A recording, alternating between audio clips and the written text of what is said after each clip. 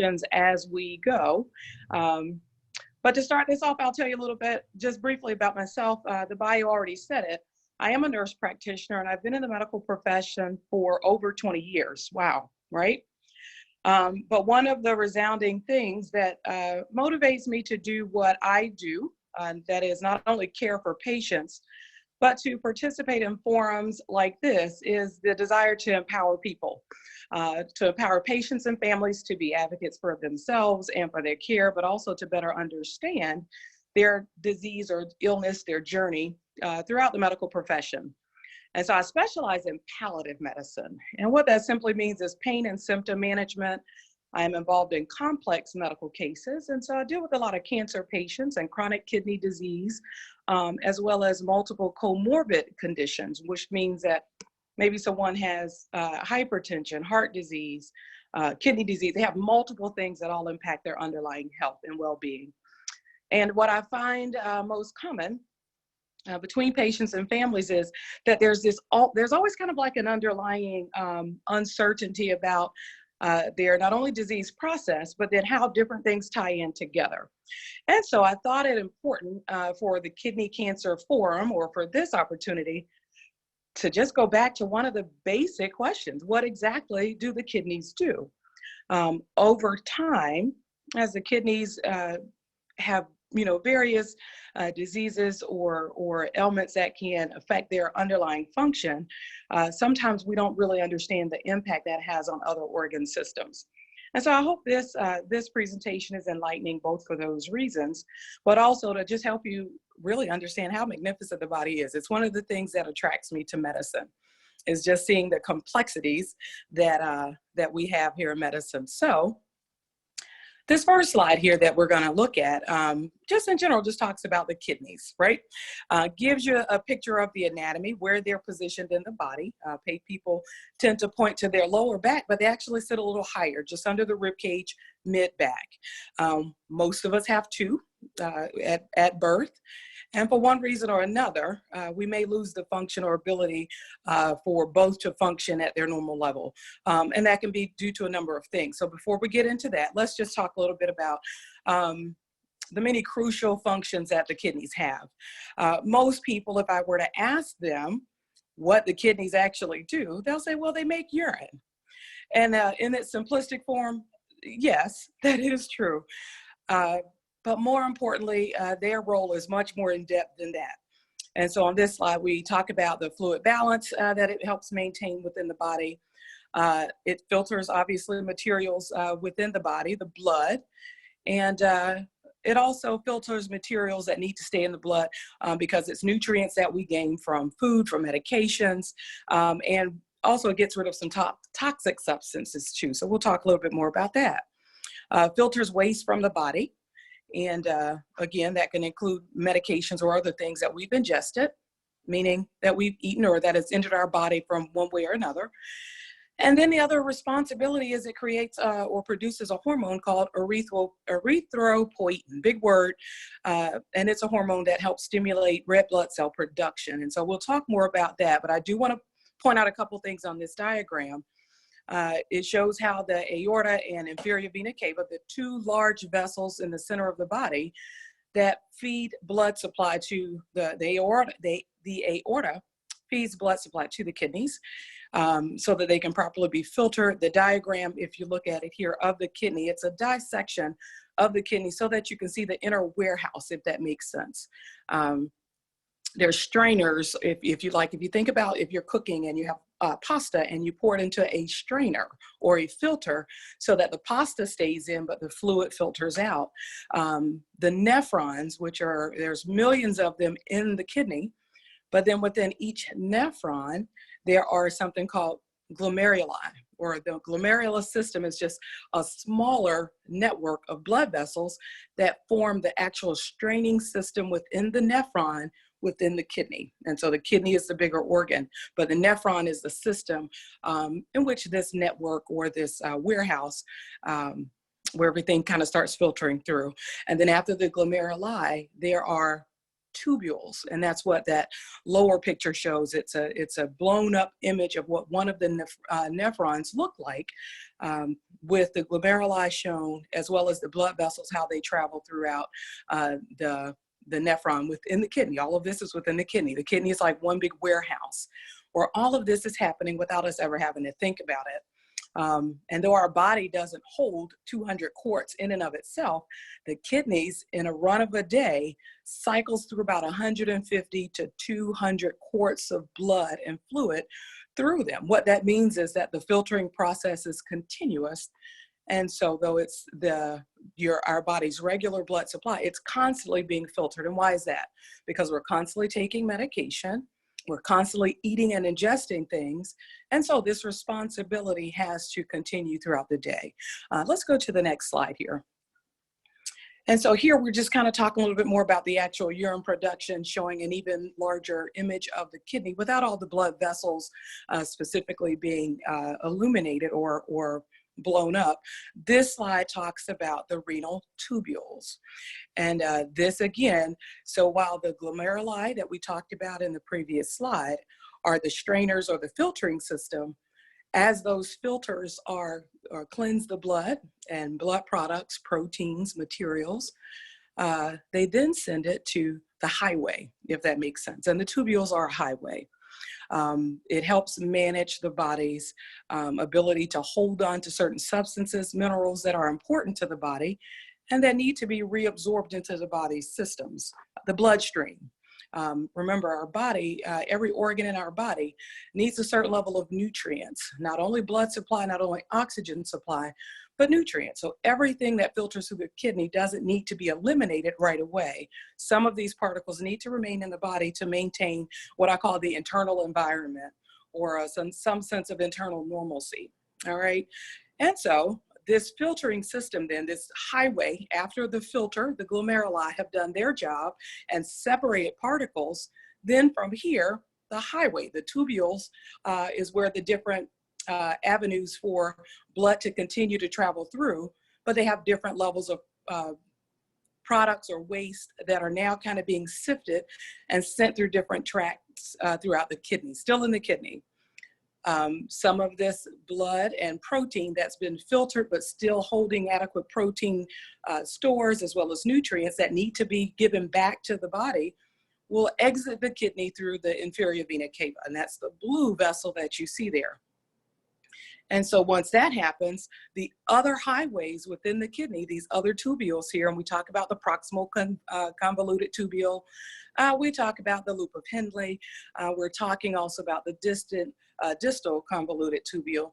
These tubules have different gradients, I guess you could say, or different filtering systems where as the blood travels through these tubules, certain things are held onto and certain things are further filtered. It's like if you think about a strain that has bigger gaps versus smaller gaps, so that things that need to stay in at different stages aren't released too soon. And so these filtering systems, so here we talk about as the proximal tubules may hold on to or reabsorb water, sodium, glucose back into the bloodstream because we need to hold on to some of that. Then you go down to the loop of Henle. Here, we're filtering out potassium and chloride and sodium again. Sodium is kind of common in the body, though we talk about being cautious of our sodium intake, and we'll discuss that later. But here, these minerals in the loop of Henle, this is where these materials are reabsorbed into the body, into the bloodstream, within a certain amount, but then any excess is shed here and then continues down the tubules, where they will eventually lead to the ureters that lead to the bladder to help us release urine. So as water is being sifted throughout this process as well, the kidneys hold on to a certain amount of water, but they also know to release a certain amount of water, okay? And then so this end product then is something called urine or urea. And urea in and of itself is not actually created by the kidneys, it's filtered in the kidneys, but it's actually made by the liver. And so we'll talk a bit more here about the liver and kidneys in just a minute. But as we go to the next slide, we're going to go back to the nephron itself just one more time. The nephron here and how it works. Remember, this is one part of the kidney, but there's millions of nephrons within the kidneys. The nephrons contain the glomeruli, which are those many tiny filters that sift the blood itself and remove waste products at different levels, sending them then to the highway, which are the tubules that help further sift and make sure that certain things that need to stay in the body remain, as well as making sure that waste product then makes it out of the body. And this is part of the urine production. So and of course that's where fluid, but also waste collects then in the bladder. Next slide, please. So we've talked about what the obvious thing. Most people who know about the kidneys or hear anything about the kidneys automatically know kidneys make urine, right? And as we've just talked about, yeah, the kidneys make urine. But what the kidneys also do then is, again, this highway or this warehouse, this filtering system that the kidneys do, that's only one of their roles. The liver and the kidneys are a tag team.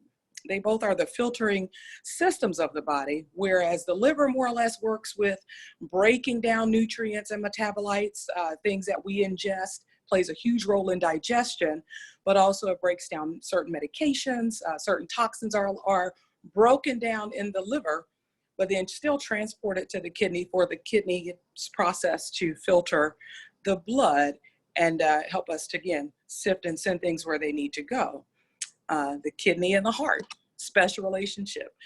And I make these things known or bring this up simply because I can't tell you the number of times that patients have said to me, I got this one diagnosis, whether it was kidney cancer or kidney disease, and my body just fell apart. And what they don't realize is the kidneys and the internal organs with their special relationships, it's not so much that one system caused everything to fail, but the failure of one system, especially the kidneys have a special relationship with our other major organs, the lungs, the heart, and the liver. So when you have kidney failure, kidney disease, kidney cancer, depending on the severity of damage or injury to the kidney, you will have the effects of these other organs because of what the kidneys cannot do. Dialysis has played a huge role in, to some extent, restoring that equilibrium between these systems. However, it's not 100%. It doesn't totally replace what the kidney's role and responsibility within the body is. And so when we're talking about the relationship between the liver and kidneys, if there's liver disease already underlying and then kidney failure on top of that, then that presents an issue, obviously, because of the metabolism or the breakdown process of the kidneys that the liver does, but then also the urea levels. When we're talking about proteins, when we take in nutrients, food and nutrition, the liver breaks down the food and nutrients that we've eaten, and turns it into a product called urea. When it breaks down proteins, it makes something called urea. Urea then, and that's urea, is then sent to the kidney so that the kidney can further decipher how much of that stays in the bloodstream and in the body, and then how much of that is eliminated. Oftentimes, when we are measuring kidney function, we test something called the BUN, and that's called blood urea nitrogen. That level tells us if that level is high, extremely high, then though the kidneys may be making urine, patients may be voiding and urinating, quote unquote, normally, what we can tell is whether or not the glomeruli in the nephrons, and remember that filtering process, if those urea levels are really high, then that step in kidney function has been either greatly impaired or absent. And so the urine may be flowing or water may be leaving the body. If it's not properly concentrated with these levels of waste, then we know that there is some failure, whether it's an acute kidney injury as a result of medication or some other insult. Again, and we'll go back to it, where the kidneys have a special relationship with other organs, so they can't have a shock response or an acute response, meaning something that's reversible, treatable, or that the body will correct on its own, versus a more chronic kidney disease where over the years, whether because of diet, high blood pressure, congenital or childhood diseases of the kidney, or just progressive changes that our body goes through, if the kidneys begin to fail and do not recover or repair itself, even with us resting it with what sometimes can be temporary dialysis, and this will tie back into cancer, to the cancer diagnosis and how we then look at kidney disease and kidney cancer. Part of the challenge there is going to be addressing this acute issue versus a chronic issue, and then trying to find what may have stimulated or caused that to occur. And then the last thing is, as we talked before, about these complex relationships, as well as I discussed, the hormone production, erythropoietin, very big responsibilities of the body. And so when the heart is having issues, meaning either because of congestive heart failure, a lot of times people will have swollen feet. I had a patient one time that told me all the women in her family have big feet. And I said, no, the women in your family probably have heart disease or congestive heart failure. And then over time, she developed some kidney issues as a result of that. And so that's common for patients. Plays a big, important role when we're talking about kidney disease and kidney cancer, because usually when patients are diagnosed with kidney cancer, they also have had years of other comorbidities or medical conditions that will contribute to how well your body then may respond to kidney cancer and treatment. So let's go to the next slide. And so as we are, let's go back one. As we are, there we go. So we talked earlier about the renal artery and renal vein. That was where when I mentioned how blood travels from the main body into the actual kidney, and then once it's filtered back to the body. What I want to focus on here, I'm going to go down to, this is talking about the oxygen levels. Again, this is all related to how our kidneys respond on a normal day, how disease will play a role in our kidneys' ability to heal and repair or to do its job, but it will also play a role in how our body will respond to cancer treatments, that whole process as well. And again, we're talking about how do the kidneys actually work. So we've talked at length already about the filtering systems of the kidney and how the kidneys process waste and clean the blood and filter the blood and return things that we need to the body, but also how it develops and produces waste that it then sends to the kidney, from the kidneys to the bladder, and then from the bladder, it's eliminated out of the body through our urine. Here, this is where I'm going to focus a little bit on the hormone that I was mentioning called erythropoietin. And this is very important because as patients who are cancer survivors or going through cancer treatment, you may have heard at some point that you were anemic, meaning your red blood cell count was low. Some patients can say, yep, I've had kidney cancer. Maybe I've had some acute blood loss through or noticed blood in my urine. Some patients may say, I never have any blood in my urine, but I'm always anemic. Why am I always so anemic? Some patients will say, I'm always short of breath. How does this happen? And this is where, again, the kidneys being so important into maintaining our body's normal environment, our normal harmony within the body.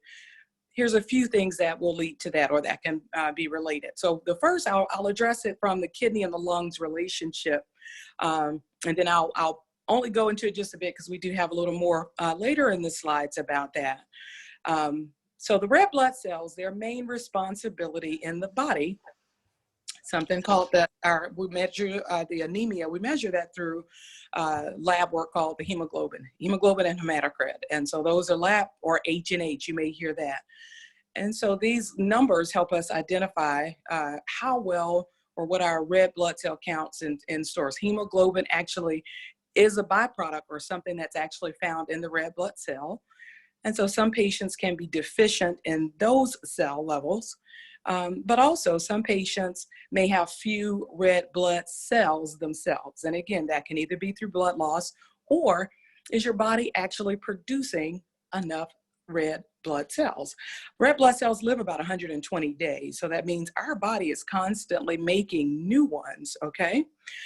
And erythropoietin is one of the hormones that stimulates the production of red blood cells.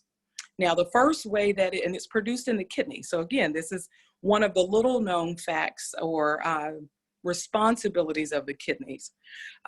Looking at this diagram here, you're seeing how, I'm going to go back to oxygen again, oxygen levels within the red blood cells. This is the first diagram on top. It shows the hemoglobin cells as well as oxygen cells, hemoglobin molecules and oxygen molecules. Riding along, so the red blood cell is the taxi. These are the passengers in the taxi. As they travel through the body, the hemoglobin and the oxygen become buddies, and they partner up. So as they travel throughout the body, hemoglobin delivers oxygen to different stops along the way. Every organ in our body, every organ needs these oxygen levels in order to function properly, okay? Every organ in our body needs fresh nutrients and oxygen. So as this process happens, this is our normal environment, our normal harmony being maintained. Well, what happens when we are losing, and you're losing maybe significant blood through kidney disease, kidney cancer, urinating blood? That means these taxis are not available to continue this process within the body, all right? Or what if you're one of the patients who has, because of the kidney and the lungs relationship, always short of breath or having a lot of fluid that you're holding onto because of maybe congestive heart failure, pre-existing conditions prior to kidney cancer? Then whether it's an act of or a reason of low, or what if you have COPD, something totally unrelated to kidney disease at all? However, when kidney disease and or kidney cancer happens, if your oxygen levels or the passengers on these red blood cells are low for either of those two reasons, blood loss or respiratory issues, then that means that we're not going to be able to deliver these normal amount of oxygen molecules throughout the body. So then what happens? This is where your kidney is so intuitive and stimulates then, for either reason, that erythropoietin level when the kidneys register that the blood traveling through it, remember this filtering process, but also when the blood traveling through the kidney, when the kidney realizes, hey, there should be more oxygen and more hemoglobin here traveling here, the kidneys will release more erythropoietin hormone. What happens with that hormone? Let's go to the next slide and I'll show you. What happens with that hormone level when the kidneys are having this issue is the erythropoietin stimulates the bone marrow to make more cells. Go to the next slide and I'll show this to you. Yep, I think we're having a, well, it'll come, the next slide will come on up and we'll show you that. There we go. All right, so looking at this picture, I'm going to actually go to the one on the bottom first, but looking at the first diagram, you'll see exactly just an image of what I was referring to here, where when the kidneys indicate or identify low oxygen levels or anemia for either of the reasons we discussed, they don't try to figure out why. The kidneys just say, oh, make more erythropoietin. Then that communication channel then goes through the bloodstream. The erythropoietin, that hormone, travels through the bloodstream to the bone marrow. The bone marrow, our long bones especially, your thigh bones, if you think about those are the longest bones in our body. Those are the warehouses where the bone marrow produces red blood cells. And when erythropoietin travels to the bone, through the blood to the bone marrow, it says, hey guys, we need to increase the work and let's make some more red blood cells here, because for some reason, whether the low oxygen counts or the anemia is because of blood loss or other lung issues, because of that special relationship between the lungs and the kidneys, the red blood cells, the bone marrow is told to make more blood cells, more red blood cells. And that's what that production does. So then we have more red blood cells traveling through the bloodstream as a result of erythropoietin. And that's all a responsibility of the kidney. For patients with kidney disease, whether it's related to, again, chronic kidney disease, kidney cancer, blood loss, you name it, there are some medications that can be given, because when the kidneys don't function well, say you're a patient that for one reason or another, whether it's cancer or chronic kidney disease, if you're a patient whose kidneys have no longer restored or been able to return to normal function, then your kidneys won't make erythropoietin as it normally would. In some cases, not for everybody. And so there are some medications that can be given that are synthetic forms of erythropoietin. You may have heard of Procrit or Epogen. Some patients, when they're going through chemotherapy, because blood cells, red blood cells especially, can be affected by certain medications. Bone production of these cells may be low. And so your physician may prescribe erythropoietin in the form of Epogen or Procrit, just to name a couple, that will help your body then reproduce or produce faster red blood cells to sustain your body's demand or need. Because remember, red blood cells are the taxis that carry hemoglobin and oxygen around your body to the cells or to the tissue, to the other organs in your body that still need to function in order to maintain your body's internal harmony. All right, next slide here, please. And so as we then come, so that covers Epogen and Procrit in their synthetic forms to help restore the body's, again, internal environment. That's what all of these interventions are to do, is to keep our body functioning as close to normal as possible, even if it's not doing it in the normal way that it naturally would. Meaning, we're helping to sustain the body's internal harmony or normal function, especially if you're going through treatment, because the ultimate goal there is to help your body go over or go through this tough time, so that after you've mastered or you've completed therapy, that your body is still strong enough, all other organs included, to operate and to function properly. So here, this is earlier in the presentation, I mentioned that I was going to come back to the lung and the kidney special relationship. I won't even try to make all of this make sense to you, simply just to say this. I love the body, and this is part of why I do what I do, is because when the body is not happy, medical community now, what do? We go and draw blood work. Why? Because though you can't explain everything to me that your body is doing internally, you can tell me your symptoms, you can tell me some of the things you've been experiencing. And if you'll notice here, when we're talking about metabolic acidosis and metabolic acidosis or alkalosis, you'll see some symptoms and things that correlate. And patients will sometimes come in with these complaints. And whether it's related to kidney disease or, again, kidney cancer, one thing about the body is it really doesn't differentiate why it's sick. It just knows I'm sick. And the body doesn't always know why it's trying to compensate for something. It just knows I need to compensate. And our bodies are so uniquely and so complex in its design that the system, or this communication between the kidneys and the lung, is so unique that when someone is short of breath because of, whether it's, again, COPD, some kind of lung disease, or heart disease, because remember, the heart and the lungs are a tag team as well. But anytime the lungs and the kidneys both have issues, or if one of these systems have issues, because of the special relationship between the kidney and the lung, they both will try to offset the other in order to work together to say, okay, if your oxygen levels are low, but the kidneys are able to say, you know what, then let me pump out some more bicarb, or let me decrease the amount of bicarb. And again, I won't try to explain bicarb and all of that, but what I will say is acid and base, meaning acidic and non-acidic fluid or balance within the blood, is managed both by the lungs and the kidneys.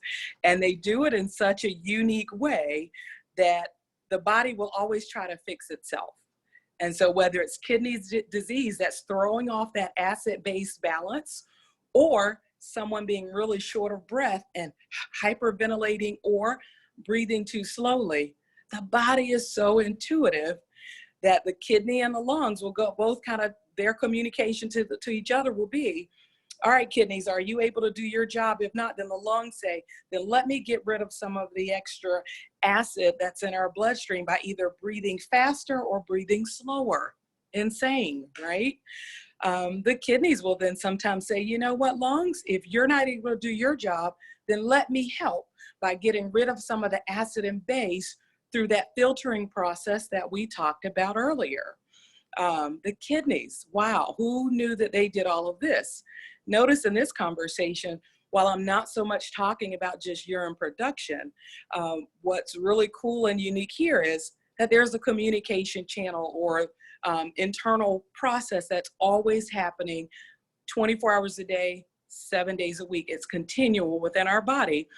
That's why when you're in the hospital, we draw so much blood, because though you can describe these symptoms and other things that you're feeling very well, it still doesn't tell me whether your body is compensating as a result of these things, or do I need to intervene? And me intervening, the medical community, would mean that we would either intervene by adding additional medications or taking some medications away, depending on what your body's labs or chemistry, blood work, says to me about how well this dynamic system between the kidneys and the lungs are functioning. All right, let's go to the next slide. And so when we're talking about the balance between these systems, remember again, kidneys and the lungs, two systems that have a very special or unique role within the body, though somewhat similar. How they operate is still different, but they too being a tag team. Unfortunately, in liver failure, we don't have a machine like we do for kidney failure. If you're in kidney failure, again, because of disease and or cancer, we have dialysis, we have Epogen, we have Procrit, we have other ways to manage that fluid balance, the way our body eliminates. Though it's not nature's way of doing it, we've figured out how to somewhat mimic that or to work with it. The liver, we don't have that at this point. There's no machine for the liver. So what the liver can or cannot do will play a big role in how the kidneys then respond in an environment of disease. All right. And so when we're talking about tips, things that we can do to help keep our kidneys healthy, this is on the next slide. If we'll go to the next slide, please. So here, what we're talking about, and I'll get to, and we're going to talk a little bit more then about kidney cancer. But here, first and foremost, over our lifetime, well before disease of the kidneys and or the age where we are highly more likely to experience cancer in any form, some of the things that we just have to be mindful of, because the kidneys have such a special relationship with every organ system pretty much in our body, the liver and the kidneys, the lungs and the kidney, the heart and the kidney. Though these systems have their own relationship, sometimes together, again, one of the core systems here that has a special relationship with everybody is the kidney. And that's why it's so important that we take care of our kidneys, by being mindful of what it is we eat. Remember I told you the liver plays a big role in metabolizing foods and nutrients. However, these things still have to then travel to the kidney to be properly filtered, and we don't ever want to overwork our kidneys. We know that our body is made up of about 75% water. I mentioned earlier in the presentation that our kidneys in the run of a day, by just repeating the same cycle that they're doing by constantly filtering our blood as it continues to move throughout our body, picking up additional nutrients and toxins that may have gotten missed earlier, or maybe we've eaten something else as we continue to ingest things throughout our day. The kidneys filter between 150 to 200 quarts of blood a day. Now, mind you, this is still just recycling the same blood, not a new blood supply, but just recycling that. But we only eliminate between 1 and 2 quarts a day. All right. That's important to know, simply because one, what we take in and what our body filters, only a very small, that's what a 10%, not even 10%, excuse me, a 1% of what the fluid cycling through the kidneys, we're only eliminating about 1 to 2% of that. And that's a very low amount when we take all things into consideration. So it's important that we stay well hydrated. Sodium, salt. It's important that we are mindful about how much dietary salt we're taking in, because there are other things that also produce sodium in our body. And not just the food alone. Food plays a big role in that, but even some of our natural foods have sodium and potassium and these other elements that we're going to naturally get just by eating. So when we add extra salt and things for taste, we have to be mindful that we're still giving our body a greater responsibility then to balance this out. And over time, our body will compensate for a very long time. The challenge is what happens then when over time the kidneys have been overworked, either because of decreased fluid intake. As a rule of thumb, if you know what your body weight is in pounds, kilograms is about half of what your body weight is in pounds. So the calculation is 2.2 kilograms equal a pound. Now, I don't want you to think that you've got to calculate that to a science. If you're 200 pounds, you're approximately 100 kilos. Make sense? Give or take. And so the recommendation for fluid intake, just to make sure your body stays hydrated, is that whatever your body weight is in kilograms, drink that many mLs or milliliters of water a day. So if you think about that, in terms of, okay, so if I'm 200 pounds and I need to drink, or my kilogram weight is approximately 100 kilograms, then that means you need to try and ingest about 100 milliliters, ounces of water a day. Now, what does that mean then on a big scale? That just simply means that our body being predominantly water, we need to be constantly replacing fluid that we're both losing, but also helping our body to purify and clean and cleanse the things that we're taking in. Fresh fruits and vegetables have a certain water content already. And again, we talked about salt and things like that in it. But we also should be, and if you go to the next slide, exercising. Exercise is important. Not that we've got to go and try to be a competitive person that works out or a big body builder.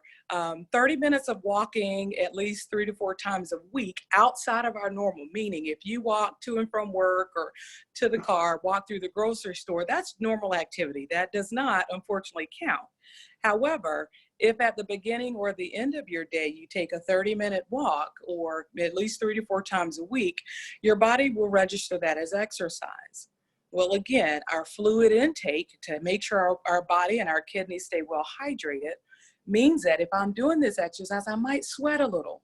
And sweat is actually really good. Not only does it clean our pores, but that's also another complex system that our body has to maintain. And so that fluid loss through our skin, through our talking, if you ever think about it, you hold your mouth up to a glass and speak, moisture hits the window, or the glass. Well, that doesn't only happen when you have that mirror there. You're losing water through your breathing and your speaking all day long, in addition to sweat and other things. So maintaining our fluid levels and our hydration is very important, because again, it will help when it comes to how our kidneys function and how they perform over time.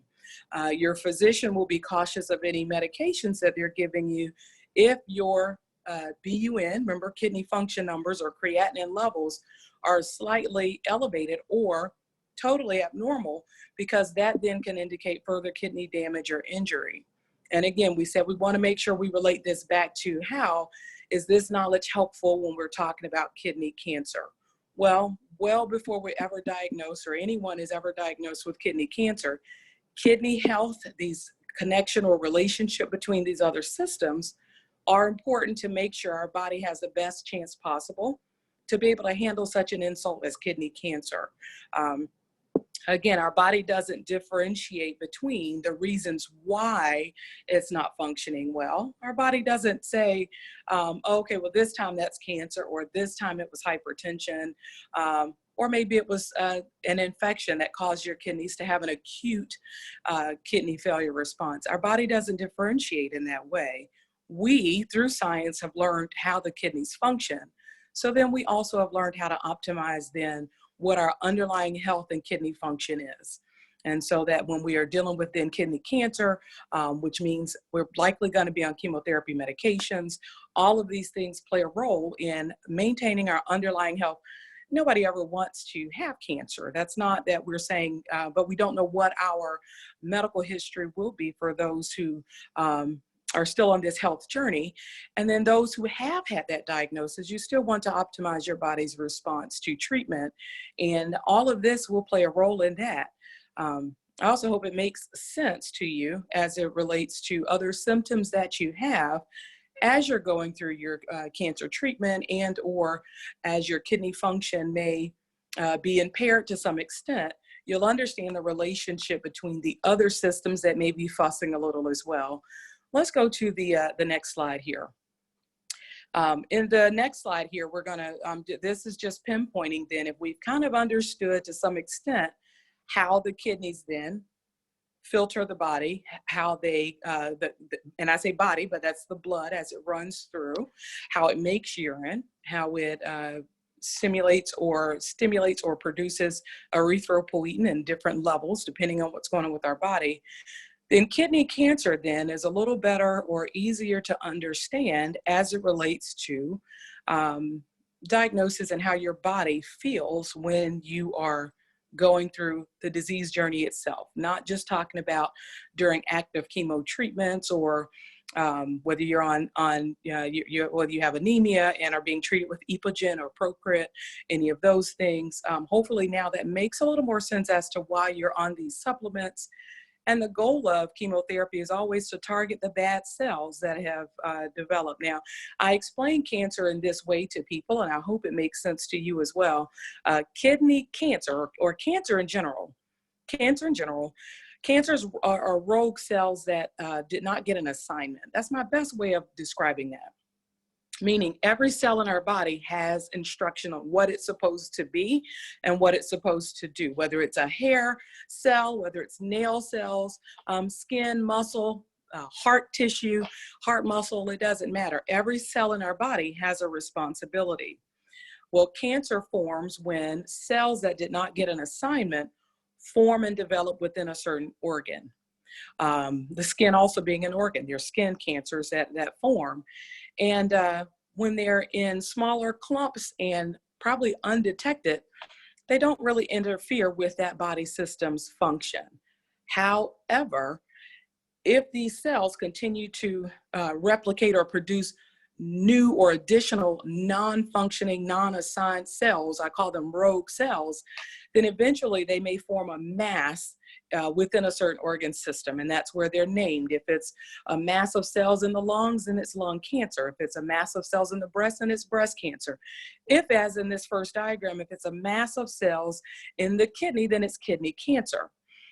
However, a biopsy is usually done in most cases, not all, but biopsies are done so that then we have a cell name, because cell names then help define what the next step will be as far as what chemotherapy drug agents may be used, and and so on. Surgery is sometimes an option. Sometimes there's surgery and chemo.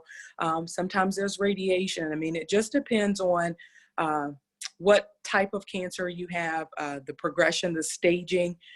This diagram here shows that when it's an isolated cancer within the kidney, a relative small size, and in the diagram here we talk about how many millimeters, under 7 millimeters versus a bit, over that, centimeters. That kind of dictates then what stage, and there's no stage higher than stage 4. So from 1 to 4, and then also distance of spread then is when we know we're entering or have progressed to stage 4. The further away from the place of origin, then that is indicative of a stage 4 cancer. Now, fortunately, kidney cancer is highly treatable, and that is why there's so much research and so many treatments that are still being provided, because kidney cancer is highly treatable. The problem or challenge usually is we usually don't see kidney cancer diagnosed in its earlier stages unless it's found by chance. I've talked to quite a few patients who may have had abdominal ultrasounds or imaging for totally unrelated issues, and a mass is noted on their kidney. And that's when then further workup and study is done to find out the cause. I've also had patients who've had abnormal blood work, meaning their kidney function was impaired and we had no other indications or reasons why. And under further investigation, kidney cancer was found. Treatment will vary, and as these webinars continue, you'll hear from some of the experts who particularly are fond of, or their expertise is treating kidney cancer. And so I'll leave it to them, or encourage you to tune in for those webinars as they continue over the next few weeks, so that treatment options, surgical options, are discussed in much more detail. I'm not a surgeon nor an oncologist. However, pain and symptom management is one of my specialties. And so understanding the unique dynamic that the kidneys have between the liver, the lungs, the heart, all of these complex systems is very important, so that then as we recommend treatments, medications, but even symptom control, that these dynamics are considered, and that will help us dictate kind of what the next steps are with treatment. So what do the kidneys do? A lot. I don't think people really appreciate or understand the complexity of the kidney, and that it is a tag team to other systems. And while they all work together to maintain harmony, the kidney is a very important organ that when it is impaired, it definitely affects so many other things than just urine production. I think at this time, I will open the floor for further questions. Actually, I have one more slide. Yep. Thank you. So this last slide, again, just speaking to the Kidney Cancer Forum, more or less. There's different types of cancer, kidney cancers, renal cell cancers. And again, remember, cell type or naming of cells generally tends to be based on biopsy, so that treatment can be better defined. Some of the common types of kidney cancer: renal cancer, Wilms tumor, and transitional cell cancers. Where the cancer cell, especially, or mass, is within the kidney is important, because it does affect how the kidney functions. Some patients have had kidney cancer and never lost total kidney function, and while others may have had total kidney insult. The beauty of having two kidneys is that most patients and most individuals can survive and have a fairly normal life with only one kidney. So should surgery and removal of a kidney be determined to be the best option for a patient, that does tend to yield a good and normal life, and normal life expectancy even. This cancer chart talks about different things that increases our risk for cancer, and this is all cancers, but of course with kidney cancer, again, our filtering system of the body. Remember, anything we ingest, whether it's smoke, so we're talking tobacco and alcohol, our food choices and options, all of these things play a role in how our kidneys function, both normally over many years, as well as when disease occurs. It's quite possible to have disease, chronic kidney disease, and then also be diagnosed with a kidney cancer. While that prognosis may be guarded, it doesn't necessarily mean a bad prognosis, because again, depending on what the dynamic is and what medications or treatment options are available, it's definitely case by case for patients. Infection, medication, our environment, all of these things play a role in how our body will respond both to cancer, illness, and then what our treatment and recovery phase would look like. All right. I hope this has been helpful. I'll at this point then open the floor for questions and see what you all would like to know, or what else I can answer, or maybe review for you. Thank you, Jayla. Yes, if anyone has questions, you should be able to unmute your microphone now, or you can type them into the chat box at the bottom of your screen.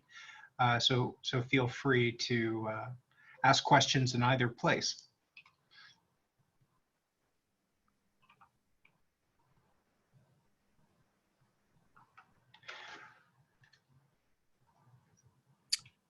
All right, so I'm looking at some of the questions, and then as they pop up to Scott, will you read off any additional?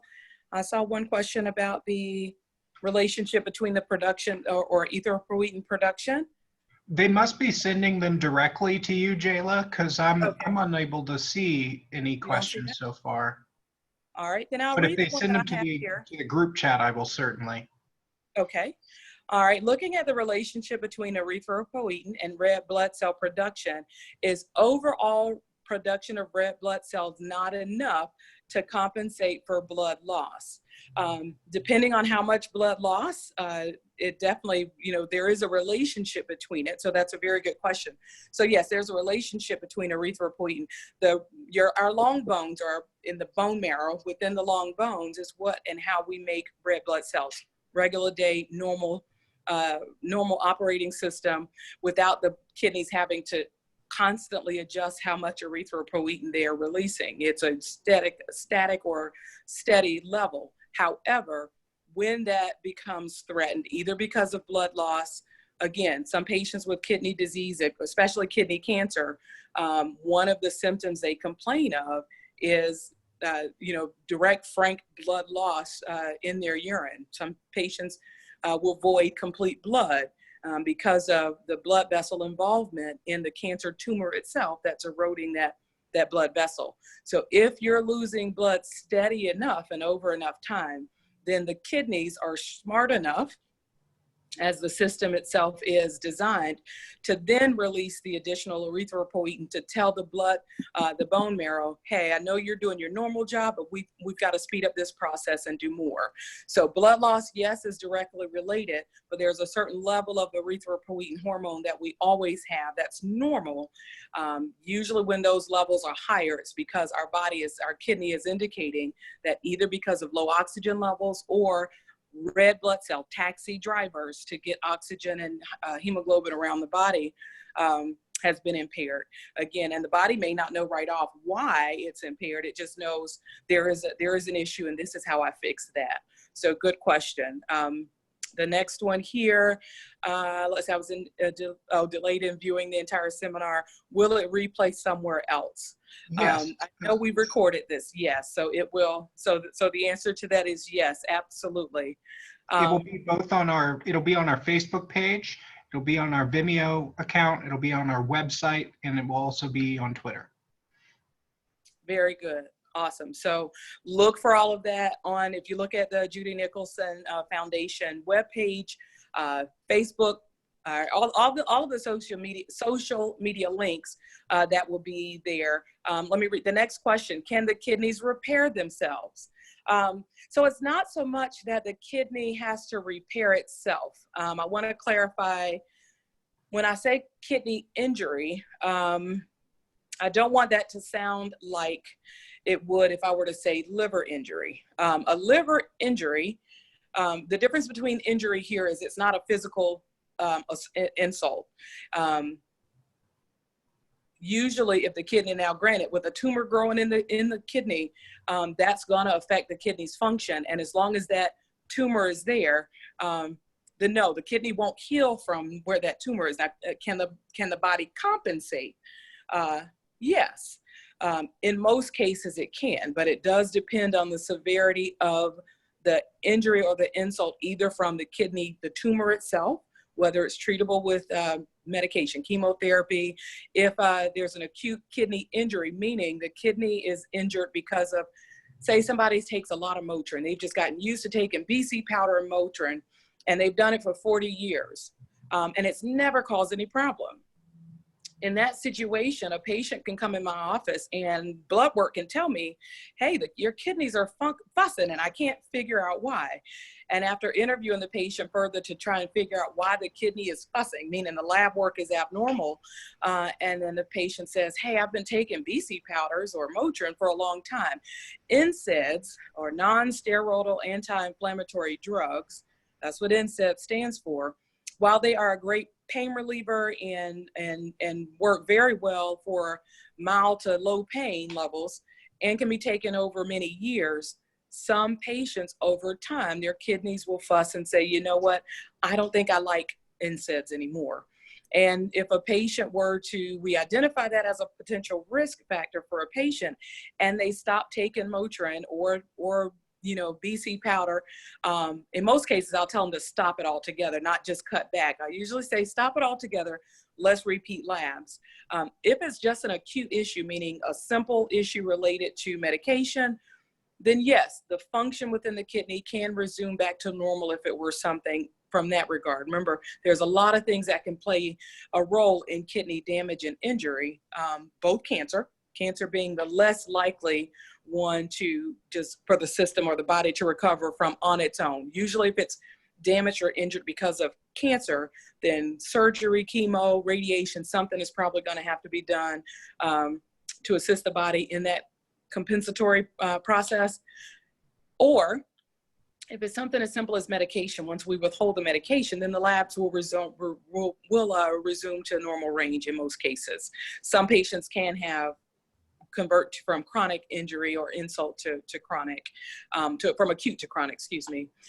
So it depends on the mechanism of injury to the kidney. I think that's what I'm trying to say. If someone was hit in their side and their kidney was like physically injured, they may also have an acute kidney injury that may self-correct, but not always. So it just depends on the insult to the kidney, the injury itself, whether it's because of disease, medication, salt intake, all the things that we've mentioned.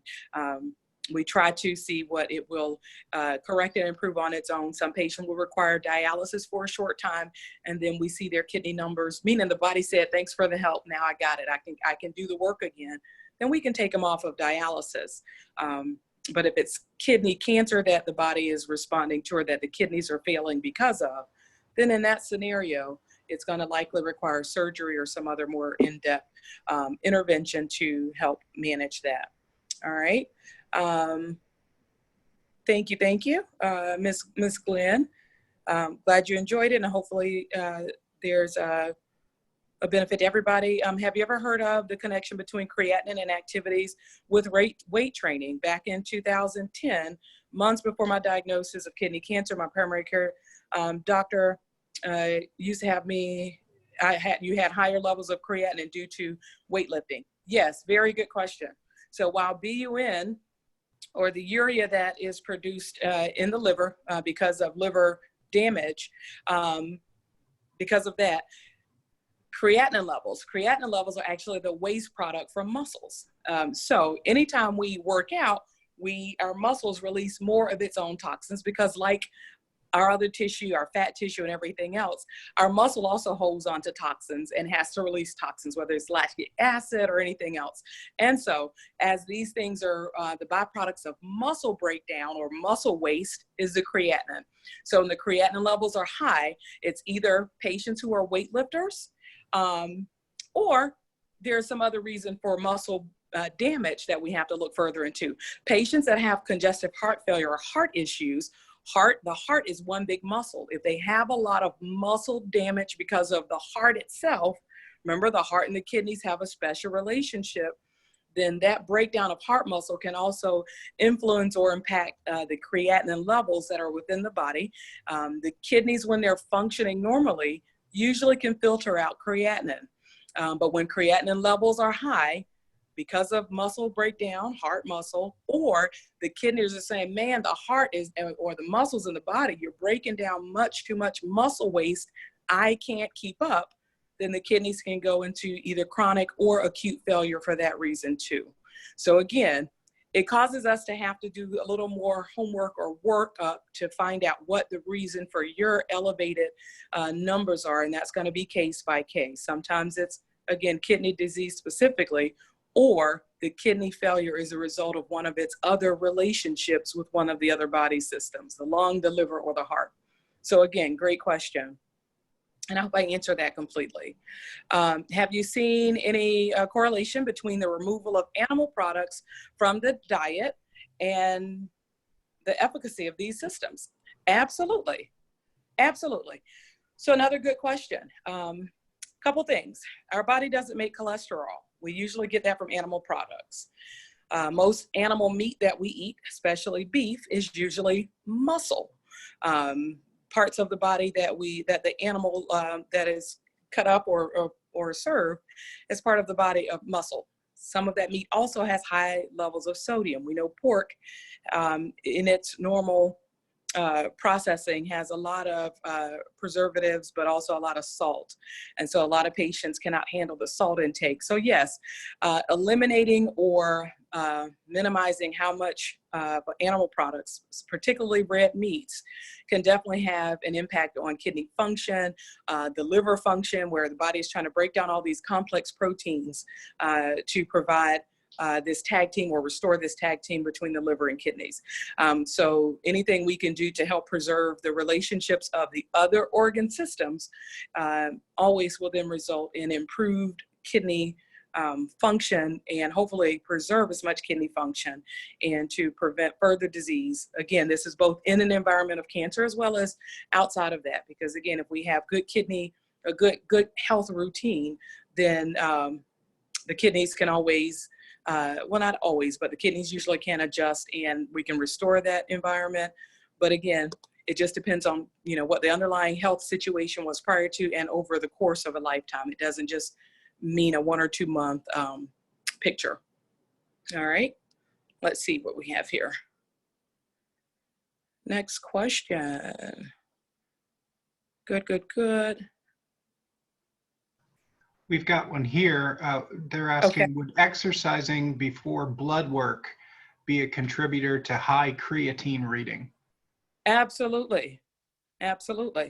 The so anytime you work out, you are expediting or even losing more or having more breakdown within the muscle itself. And that's normal. Muscle breakdown is not a bad thing. When I say muscle breakdown, I don't mean that you're impairing or because you're building muscle through workout in most cases, but as a product or as a result of the workout, your body is still having a metabolic response and gonna create waste. It's just like the sweating that you do, you're losing fluid that way. So your numbers, if you are not properly hydrating before and after your workout, if you're not monitoring your protein intakes when you are working out, because some people will do these crash diets and either work out way too much and can cause muscle injury, something called rhabdomyolysis. It's an injury that happens when you overwork a muscle. Yes, you'll be sore and tender with a workout. That's lactic acid buildup, but also rhabdo can be setting in if you overdo it and then don't properly flush or hydrate, because you're going to lose sweat. Remember I told you you lose moisture through breathing,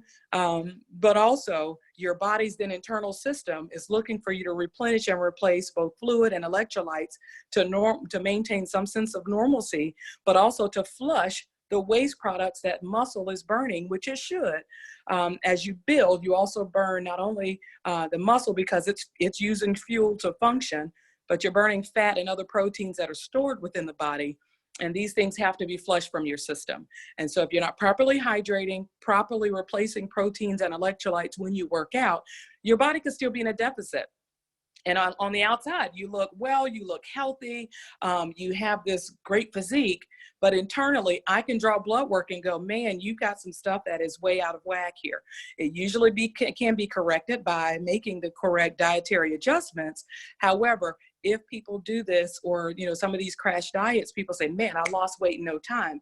Well, while the weight loss and numbers are good, what did you actually lose? Sometimes we've lost some of the things that our body needs most because we did a crash diet, something fast, but it made you lose numbers, but it really did not make you lose fat. It burned things that you needed in order for your internal harmony to stay intact. And so we have to be careful. Working out and exercise is great, but we have to do it properly. Have a dietitian or a nutritionist, or at least consult your physician to make sure your body is in tip-top shape, but also that you're doing proper replacement. If you have a history of heart and lung disease, or either of those, you want to also make sure that you're being monitored, or you have the approval of your physician before doing really excessive fast burst workouts too. Because while your heart may not fuss, they may overwork the relationship between the kidneys or the lungs, and then offset that happy balance your body has internally. And your body will compensate for a while, so you may not know right away that you're causing further injury to the body. And then you add, if cancer or something else were to then become part of that picture. I've also had patients who've taken a lot of vitamins and supplements without understanding how the kidney and the liver filter these things in the body. And while they're doing it with the right intent, if you do it out of ignorance or without proper research and approval from a physician, these medications can actually cause toxicities to your liver and kidneys, and you never know it. We draw random blood work in the clinic and find that your levels, BUN, creatinine, kidney function, any of that is significantly altered. Then we have to ask more questions and hopefully find the reason why. And a lot of times it can come back to just something that was so unintentional, but impacted your body on a bigger scale. So with exercise before blood work, oh, I think that's the one you just read. It goes to show that even in the presence of evidence like weightlifting, it would have been more worthwhile for other explanations to be explored. Okay. I'm not sure if that's just a question or an acknowledgement, but I think it's just an acknowledgement. But yeah, you're right. So in evidence of weightlifting, yeah, these things are always something that can, again, something so purposeful and with the right intentions can be harmful if we're not being cautious. All right. I think that's all I have. I don't have any new questions that have popped up. Oh, it was an acknowledgement. Thank you so much, Glenn, for clarifying. I appreciate it. Thank you so much, Jayla, for being with us today. I think everyone got Absolutely. a lot out of it. If you did miss any of this presentation, it will be available on our website and social media tomorrow. And if you'd like to register for our upcoming kidney cancer conversations, you can also do that on our website. Next week, we have John Copeland, who's a doctor with Mayo Clinic. He's coming to talk about any updates that they have in kidney cancer research. So we are real excited to have him back for an interview. You can register on our website, and we all hope to see you there. Thanks again, and have a great day. Bye, Jayla. Bye-bye.